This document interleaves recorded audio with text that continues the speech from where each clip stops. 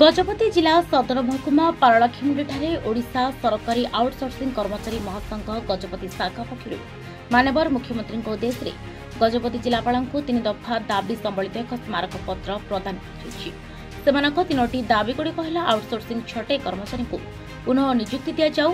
विगत सरकार 25% बढ़ाई केते विभाग पाई अन्य किछि विभाग पाई नांती ता धार्य करा जाऊ। आउटसोर्सिंग कर्मचारी को स्थायी नियुक्ति प्रदान करा जाऊ। एभली विभिन्न दाबी रहितला।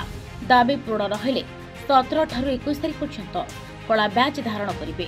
जदि सेतिकी भितरे सरकार संगठन को डाकी किछि समाधान न कले आसंता मार्च 24 तारिख ठारू आंदोलन को ओह्लाइबे बोली आउटसोर्सिंग महासंघ गजपति शाखार संपादक पंकज पटनायक गणमाध्यम को सूचना दी। आमर मुख्यतः 3टा दाबी रही। आज आम कलेक्टर सार थर मुख्यमंत्री को लेटर पठा आमर 3टी दाबी रोचे।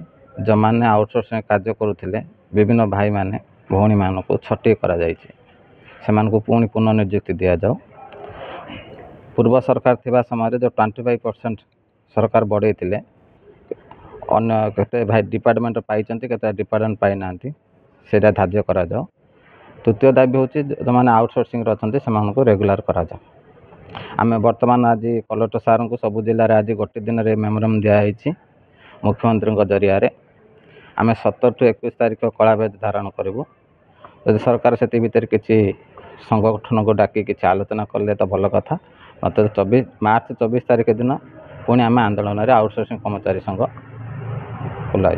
गजपति विगत रिपोर्ट।